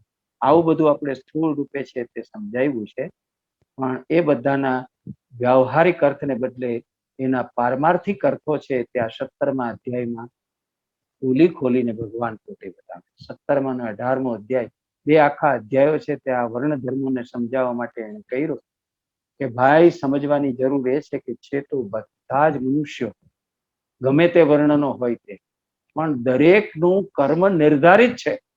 એ કર્મ જે નિર્ધારિત છે એને આધારે કેટલાક માટી ખેડે છે, શારીરિક પરિશ્રમ કરે છે, બીજારોપણ કરે છે, નિંદામણ કરે છે. આ જે કામ કરે છે એવા લોકો તે શુદ્રો છે. જે લોકો એમ કર્યા પછી જે ઉપજ આવે છે એ ઉપજ છે તેને સંસ્કારે, સંવારે, તેની ગોઠવણ કરે, તેનું વિતરણ કરે, તે વૈશ્યો છે. અને આ બંને જે મહેનત કરીને જે કંઈ ઊભું કર્યું છે તેનું રક્ષણ કરે, અને એને ક્યાંય લૂંટાવા ન દે અથવા તો એને ક્યાંય નષ્ટ ન થવા દે, તો એ ક્ષત્રિયો છે. અને આ બધું કર્યા પછી એને યોગ્ય માર્ગે કેવી રીતે યોજવા કે વાપરવા એનું જ્ઞાન તમને આપે તે બ્રાહ્મણ છે. તો જન્મથી કોઈ વર્ણમાં તમે આવતા નથી, કર્મથી તમે વર્ણ તમારો નક્કી થાય છે. અને સાથે ભગવાન એ પણ સમજાવે છે કે કોઈ નીચલી યોનિમાં, જેમ કે કર્ણ છે તે જન્મ્યો તો કુંતીની કુખે હતો, ક્ષત્રિય, અને છતાં કુંતી એને ત્યજી દીધો, અને એક અધિરથની એટલે કે એક રથ હાંકનારા માણસની પત્નીએ રાધાએ એને ઉછેર્યો, એટલે હલકું વર્ણ ગણાઈ ગયો. એનું ક્ષત્રિયત્વ ભૂષાઈ ગયું અને હલકા વર્ણનો થઈ ગયો. હું સુતપુત્રને નહીં વરું એમ ભરી સભામાં, સ્વયંવર સભામાં દ્રૌપદીએ કહીને અપમાન કરી નાખ્યું. તો એમ નથી થતું. આ બધી માન્યતાઓ ખોટી છે. એટલે એ સમજાવે છે કે ધર્મશાસ્ત્ર કરતા નીતિશાસ્ત્ર હંમેશા ઊંચું છે. તમે નીતિશાસ્ત્ર સમજો, આચાર શાસ્ત્ર સમજો, અને મારે તમને સમજાવવું છે, ભગવાન કહે છે મારે તમને સમજાવવું છે તે આ છે કે આચરણથી મનુષ્ય છે તે પોતાનું વર્ણ નક્કી કરે છે. એક કોક સૂતને ત્યાં જન્મેલો માણસ પણ બ્રાહ્મણ થઈ શકે છે. એક કોક વૈશ્યને ત્યાં જન્મેલો પણ ક્ષત્રિય થઈ શકે, અને એક ક્ષત્રિયને કે બ્રાહ્મણને ત્યાં જન્મેલો છે એ શુદ્રય થઈ શકે છે અને વૈશ્ય થઈ શકે છે. આખી વાત એટલી વ્યવસ્થિત રીતે સમજાવે છે. અને વર્ણ જે છે એના ધર્મો છે તેનું વર્ણન પણ વિશેષ રૂપે કરે છે. આ તમારે આચરણથી કેવી રીતે ઉપર ઉઠવું, તમારો વર્ણ કેવી રીતે ઉચ્ચ બનાવવો, એને માટે સમ, દમ, તપસ્યા, પવિત્રતા, સંતોષ, ક્ષમાશીલતા, સરળતા, ભક્તિ, દયા અને સત્ય એ કોના સ્વભાવ છે? બ્રાહ્મણના, એ સમજાવે છે. ત્યાર પછી ક્ષત્રિયના સ્વભાવ ક્યાં છે એ સમજાવે છે. પછી ધીરે ધીરે વૈશ્યોના સ્વભાવ કેવા છે એ બધું સમજાવે છે, અને છેવટે શૂદ્રોના સ્વભાવ છે તે કયા છે એ સમજાવે છે. અને પછી એટલી વાત અધૂરી હોય અથવા તો એ બધું સ્પષ્ટ થઈ ગયું એને બાજુ ઉપર રાખીને પછી આશ્રમ ધર્મ સમજાવે. ચારે વર્ણો અને ચારે આશ્રમો મારા માટે સાધારણ ધર્મ એ છે કે જે મન, વાણી અને શરીરથી કોઈની હિંસા ન કરવી, સત્ય ઉપર દ્રઢ રહેવું, ચોરી ન કરવી, કામ, ક્રોધ અને લોભથી બચવું, અને જે કામો કરવાથી સમસ્ત પ્રાણીઓની પ્રસન્નતા અને ભલું થાય એવું હોય એવા કામો કરવા. હવે અહીં તમે ગાંધીને યાદ કરો. ગાંધીએ જે 11 વ્રતો આપ્યા એમાં આ બધી વાત છે કે સત્ય, હિંસા, ચોરી ન કરવી, વણ જોઈ તું નવ સંગર. તમે જુઓ, આ ત્યાંથી શરૂ કરીને એક એક વાત ગાંધીએ પોતાના જીવનમાં સ્વીકારી. શું કામ? કે પોતે વર્ણમાંથી ઉચ્ચ વર્ણમાં જવું છે, પોતે ધીરે ધીરે એવો વિકાસ કરવો છે, એવો વિકાસ કરવો છે જેવો ભગવાન શ્રી કૃષ્ણ ઉદ્ધવ ગીતામાં અપેક્ષા છે. મનુષ્ય માત્ર પગ તળે રજકણને કચડે છે, પણ રજકણ થી પણ હું કચડાવ એટલે મારામાં દીનતાનો ભાવ આવે ત્યાં સુધીની વાત કરી. અને જે તાવીજ આપ્યું, સરકારનું પાઠ્યપુસ્તક મંડળ વિદ્યાર્થીના પાઠ્યપુસ્તકમાં પહેલે પાને ગાંધીજીની પ્રતિજ્ઞાના શબ્દો મૂકે છે તે કયા છે? એ શબ્દો એ છે કે હું ધીરે ધીરે ધીરે ધીરે છેલ્લામાં છેલ્લો સમાજનો થરનો જે માણસ છે, મારો કોઈ પણ નિર્ણય લઉં તો એને એની શું અસર પડે એ વિચારીને મારો નિર્ણય છે તે લઉં અને હું કર્મ કરું. સમાજના છેલ્લામાં છેલ્લા થરના માણસનો વિચાર કર્યા પછી મારા નિર્ણયની અસર એની ઉપર શું પડશે, મારા કર્મની અસર એની ઉપર શું પડશે, એમ કરતા કરતા ભગવાને આ બધાના ધર્મો સમજાવ્યા. સત્યવ્રતિના ધર્મો, બ્રહ્મચર્યના ધર્મો, અપરિગ્રહીના ધર્મો બહુ જ ડિટેલમાં જઈને એમણે સમજાવ્યા છે. અને કહે છે કે પ્રિય ઉદ્ધવ, શૌચ, આચમન, સ્નાન, સંધ્યોપાસના, સરળતા, તીર્થ સેવન, જપ, સમસ્ત પ્રાણીઓમાં મને જ જોવો, મન, વાણી અને શરીરથી સંયમ રાખવો, બ્રહ્મચારી, ગૃહસ્થ, વાનપ્રસ્થ અને સંન્યાસી, આ બધાને માટે આ નિયમો એક સરખા. એટલે હિન્દુ સનાતન ધર્મ હોય, જૈન ધર્મ હોય કે બૌદ્ધ ધર્મ હોય, બૌદ્ધ ધર્મમાં 10 પારમિતાની જે વાત કરી, જૈન ધર્મની અંદર 5 અણુવ્રતો એ જે મુનિઓ અને ઋષિઓ માટે નક્કી કર્યા, તપસ્વીઓ માટે નક્કી કર્યા, અને બાકીના જે છે તે શ્રાવકો માટે, જૈનો માટે નક્કી કર્યા, સામાન્ય જૈનો માટે નક્કી કર્યા. એ બીજું કશું જ નથી. આ બધા ધર્મો છે. બ્રહ્મચર્યાશ્રમમાં કયા ધર્મો પાળવાના, ગૃહસ્થાશ્રમમાં કયા પાળવાના, વાનપ્રસ્થાશ્રમમાં કયા ધર્મો પાળવાના, સંન્યાસમાં કયા ધર્મો પાળવાના. અને એમ કરતા કરતા 2 અધ્યાયો આખા એના માટે ચર્ચા છે, 17મો અને 18મો. અને એમ કરતા કરતા સંન્યાસની વાત સુધી તમને લઈ ગયા. અને સંન્યાસ કેટલા પ્રકારના હોય છે? કર્મ સંન્યાસ, કુટિચુક સંન્યાસ, બૃહદ્રક સંન્યાસ, હંસ સંન્યાસ, પરમહંસ સંન્યાસ, વિવિધિશુ સંન્યાસ, વિદવત સંન્યાસ અને દંભ સંન્યાસ એવા એના 8 પ્રકારો છે. એની વિગતો પણ આપણને ભગવાને આની અંદર સમજાવી.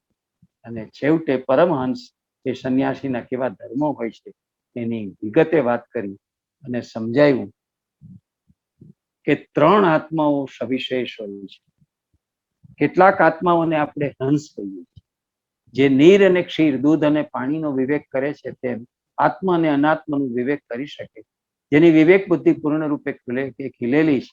આ દેહ અને સંસાર છે તે નકામા છે, એ નશ્વર છે. કેવળ સત્ય કે કેવળ બ્રહ્મ તત્વ છે તે જ આત્મા છે એવું જે સમજે છે તે હંસાત્મા છે, જેને માટે આત્મા સિવાય બીજી કોઈ વસ્તુ જ નથી. આત્માની એક જ સત્તા અને આત્મારૂપ એક જ વસ્તુ છે, અને સર્વરૂપમાં પોતાનો આત્મા હોવાનું જે અનુભવ લે છે તે પરમહંસ છે. એવા લોકોની દ્રષ્ટિ પરમહંસની દ્રષ્ટિ છે. અને સુખદેવજી સમજાવે છે, સુખદેવજીનું ઉદાહરણ આપીને સમજાવે કે સુખદેવજી મહારાજ એ પરમહંસ છે, જેમના માટે આત્મા સિવાય બીજી કોઈ વસ્તુ જ નથી, સર્વત્ર આત્મા છે. વ્યાસજી બોલાવે છે કે બેટા બેટા, વૃક્ષ જવાબ આપે છે. કોણ જવાબ આપે છે? સુખદેવજીને બદલે વૃક્ષ. કારણ કે સુખદેવજીને વૃક્ષ જુદા નથી. સુખદેવજીનો આત્મા વૃક્ષમાં પણ છે, કે આ શરીરથી ન બોલ્યા, વૃક્ષ રૂપે બોલ્યા. આ હદે જ્યારે તમે પહોંચી જાઓ છો ત્યારે એના મુખે જ્યારે ભાગવત કહેવાય છે ત્યારે પરમહંસ સંહિતા બને. અને કેટલાક આપણી વચ્ચે ગંભીર સંન્યાસીઓ થઈને ફરતા હોય છે, એની વાત પણ કૃષ્ણ કરવાનું ચૂક્યા નથી. અને હવે કૃષ્ણ છે તે 19મા અધ્યાયમાં જે આપણી સામે આવે છે, તે 19મા અધ્યાયમાં આ વર્ણાશ્રમના જે ધર્મો છે એમાં જે કર્મો કરીએ છીએ તેને જ્ઞાનની દ્રષ્ટિએ એમાંથી કેટલા સ્વીકારવા યોગ્ય છે અને કેટલા ત્યજવા યોગ્ય છે એ વાત ઉપર આવે છે.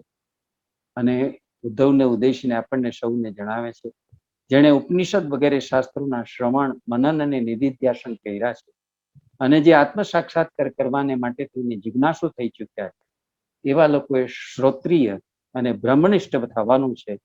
એ લોકોએ નિશ્ચય કેવળ યુક્તિઓ અને અનુમાનો ઉપર આશ્રય કરીને નથી કરવાનો. બીજા શબ્દોમાં કહીએ તો જે કેવળ પરોક્ષ જ્ઞાનથી નહીં પણ બ્રહ્મજ્ઞાની થવા માટે થઈને સંકલ્પનિષ્ઠ થયા છે, એમ જાણીને કે સંપૂર્ણ દ્વૈત પ્રપંચ અને એની નિવૃત્તિનું સાધન બ્રહ્માકાર વૃત્તિનું વિજ્ઞાન છે. માયા એ તો એનાથી જ દૂર થઈ શકશે.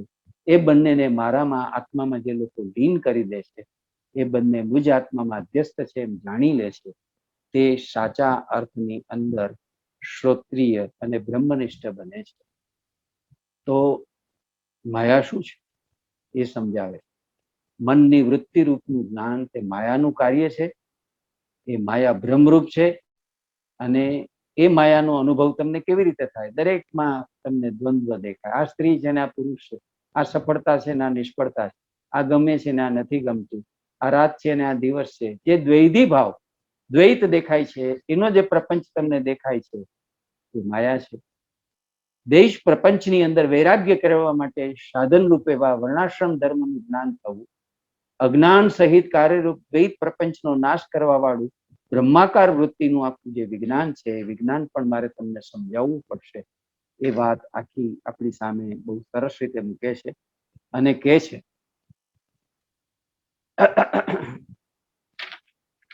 કે જો મારે તમને સૌને સમજાવવું છે તે આ છે, સાચા જ્ઞાની તમારે થવું હોય તો એમને માટે ઈચ્છિત પદાર્થ કેવળ હું એકલો છું.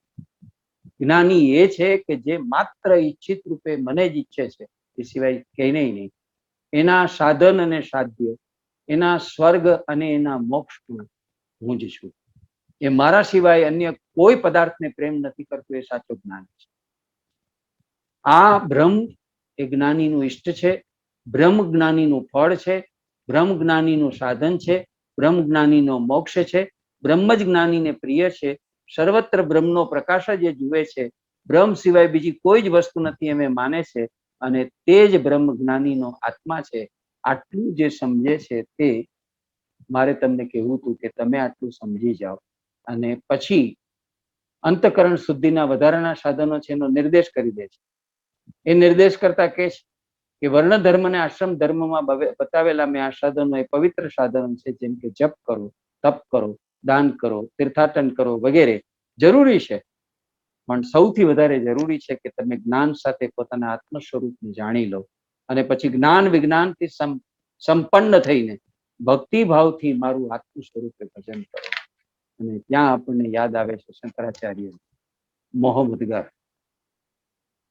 કે છે, કેવું વાતે કરે છે, ભજ ગોવિંદમ ભજ ગોવિંદમ ભજ ગોવિંદમ મૂઢમતે. તમે શેમાં લાગી પડ્યા છો? તમે મૂઢમતી કેમ થઈ ગયા છો? હર ક્ષણ તમારે જે છે તે એનું ભજન, એનું પ્રેમથી પૂજન કરવાનું છે. અને આ વાત સમજાવવા માટે હજી પણ કૃષ્ણ છે તે વેદાંતના સિદ્ધાંતોમાં ઊંડા ઉતરે છે અને આપણા શરીરની અંદર 3 પ્રકારના વિકારો છે એની ચર્ચામાં જાય છે. આધ્યાત્મિક વિકાર કયા છે? ઇન્દ્રિયો, મન અને અંતકરણ તે આધ્યાત્મિક વિકારો છે. આધિદૈવિક વિકારો કયા છે?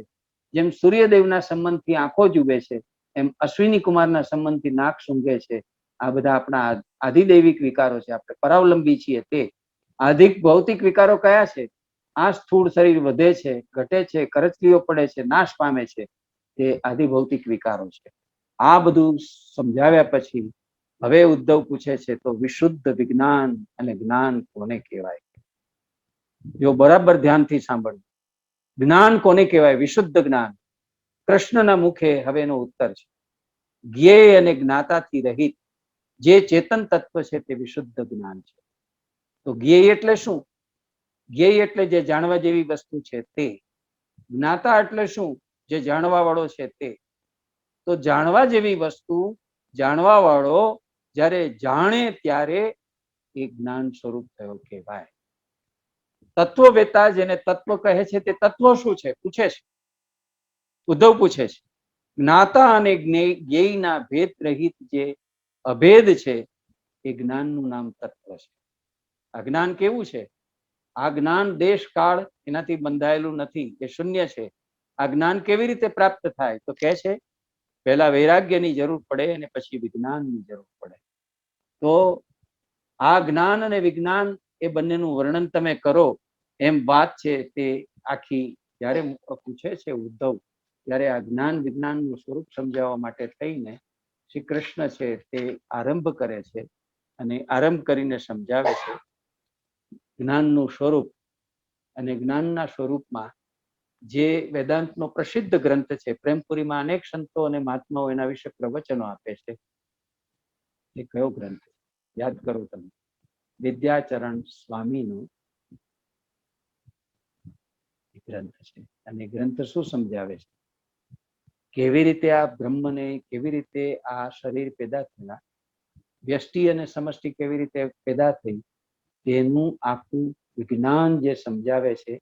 5 તન્માત્રાઓ, 5 જ્ઞાનેન્દ્રિયો, 5 કર્મેન્દ્રિયો, માયાના 3 ગુણ, આ બધું વિજ્ઞાન એટલે કે 28 તત્વો જે છે તેને જે તમને સમજાવે છે એ વેદાંત એ જ્ઞાનનું છે. એનું આખું વિજ્ઞાન તમને સમજાવનારું છે. એટલે હવે વિજ્ઞાનના સ્વરૂપનું વર્ણન કરીને કહે છે કે જ્યારે જે એક આત્મતત્વથી અનુગત એવા 28 તત્વોને પહેલા જોતો હતો, એટલે કે જે પરોક્ષ જ્ઞાની હતો એને પહેલાથી સમાન ન જોતો, પરંતુ સર્વત્ર એક પરમ કારણ બ્રહ્મને જ જ્યારે જોવા લાગે છે અને 28 તત્વોને આત્મામાં કલ્પિત જ્યારે સમજે છે ત્યારે આ નિશ્ચિત એટલે અપરોક્ષ જ્ઞાન થઈ જાય છે. આ જ્ઞાન અને વિજ્ઞાન પ્રાપ્ત કરવાની યુક્તિ એ છે કે આ શરીર વગેરે જેટલા પણ ત્રિગુણાત્મક અને અવયવ સહિત સૃષ્ટિના પદાર્થો છે તેમની સ્થિતિ ઉત્પત્તિ અને પ્રલયનો વિચાર કરો એટલે તમે વિજ્ઞાનમાં પ્રવેશશો. તો એ વિજ્ઞાન સમજાવવા માટે થઈને આ બધી વિગતોમાં ઉતરે છે.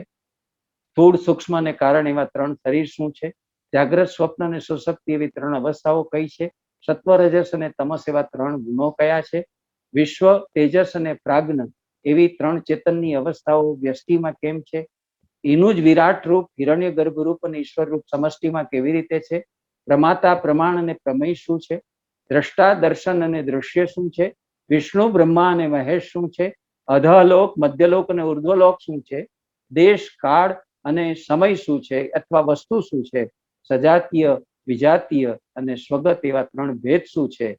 આ જ્યારે તમે સમજો ત્યારે તમે અધ્યાત્મનું વિજ્ઞાન છે તે સમજ્યા કહેવાઓ. આ અધ્યાત્મનું વિજ્ઞાન બહુ જ સૂક્ષ્મતાથી અને વિશદતાથી સમજાવે છે અને એના પ્રમાણો આપે છે. સ્મૃતિનું પ્રમાણ, પ્રત્યક્ષ પ્રમાણ, અનુમાન પ્રમાણ, એ બધા પ્રમાણોની આખી વાત કરીએ. ફરી પાછા ભક્તિ યોગની વાત ઉપર પ્રભુ આવી જાય છે અને એને જે કહે છે ત્યાં વાત આપણે આજે અટકાવીએ. હે ઉદ્ધવ, એટલે કે હે મનુષ્ય, આપણને સૌને ઉદ્દેશીને કહે છે, આપણને સૌને સંબોધીને કહે છે, જેને મારી ભક્તિ પ્રાપ્ત કરવાની ઈચ્છા હોય. શું પ્રાપ્ત કરવાની? મને નહીં, મારી ભક્તિ પ્રાપ્ત કરવાની ઈચ્છા હોય તે મારી અમૃતમય કથામાં શ્રદ્ધા રાખે. મારી અમૃતમય કથામાં શ્રદ્ધા રાખે. શેમાં આપેલી છે અમૃતમય કથા? શ્રીમદ ભાગવતમાં. નિરંતર મારા ગુણો, લીલાઓ અને નામોનું સંકીર્તન કરે. શેમાં આપેલા છે? એના ગુણો, એની લીલા અને એનું સંકીર્તન ભાગવતમાં. મારી પૂજામાં અત્યંત નિષ્ઠા રાખે અને સ્તોત્રો દ્વારા મારી સ્તુતિ કર્યા કરે. આ જ્યારે કરશો ત્યારે તમારો સ્વભાવ બનાવી દેશો, તમારા જીવનનો ભાગ જ્યારે આ બનાવી દેશો ત્યારે તમે સંપૂર્ણપણે ભક્ત બની જશો. અને તમને કહી દઉં કે ભક્ત વત્સલ છું હું, ભક્તનો દાસ છું હું. જે સાચો ભક્ત બની જાય છે તેને મારી પાસે દોડી આવવાની જરૂર નથી. હું ભક્તને આધીન છું, ભક્ત મને આધીન નથી.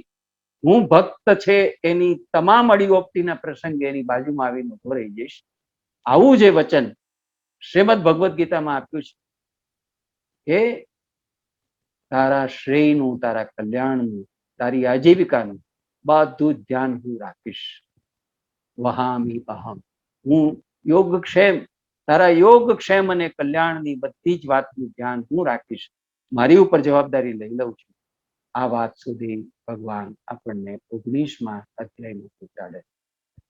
હવે પછીના 2 દિવસોમાં આપણે 10 અધ્યાયો જે બાકી રહ્યા છે તેમાં ભગવાન ધીરે ધીરે કેવી રીતે આપણને એક પછી એક પગથિયા બતાવતા આ જ્ઞાનની સર્વોચ્ચ શિખર ઉપર લઈ જાય છે એની વાત ઉપર આપણે જઈશું. અત્યારે અહીં પ્રભુએ કહેલી આ બધી દિવ્ય વાતો છે તેનું ફરીને આજે જે કંઈ આપણે સાંભળ્યું એનું આપણે સતત ચિંતન મનન કરીશું, વિશ્લેષણ કરીશું. અને એટલે અહીંયા મારી વાતને અટકાવું છું અને માલિનીબેનને વિનંતી કરું છું કે આજના આ વ્યાખ્યાન છે એનું સમાપન કરે અને શાંતિ પાઠ કરાવે. પૂજ્ય નરેશભાઈ, આપના ચરણોમાં વંદન. કુમારી બંદીશી અશ્વિનભાઈ બંગાળી સ્મૃતિ વ્યાખ્યાનમાળામાં આજે આપણે શ્રીમતી નૈનાબેન બંગાળીના કંઠે ભજનનો આનંદ માણ્યો. જરા ધીરે સે બજાના બંસી બજાને વાલે. 10મા સ્કંદમાં જે બંસી બજૈયાની રાસલીલા છે એ રાસલીલા ને નો આનંદ તો જુદો જ છે. પણ 11મા સ્કંદમાં જ્યારે ઉદ્ધવજી એમની જિજ્ઞાસા અને ઉદ્ધવજીની જિજ્ઞાસા એમના પ્રશ્નો અને પ્રશ્નમાં જ્ઞાનાગ્નિને પ્રજ્વલિત કરવાની વાત મૂકી અને ત્યાર પછી અતિરેક ન થઈ જાય એના માટે દગ્ધ બીજનું ઉદાહરણ પણ આપણને આપી અને સમજાવ્યું છે કે લિમિટ શું હોવી જોઈએ અથવા તો કઈ રીતે તમે એને પામી શકો એની પણ એક ક્ષમતા હોય. અને ત્યાર પછી હૃદય કમળની જે વાત આત્મામાં હૃદય કમળની જે વાત મૂકી તો એનો જે રીતે આટલું સમજાવવામાં આવ્યું છે ને એ તો એમ થાય કે કેટલું સુંદર આર્ટ મૂક્યું છે આપણી પાસે.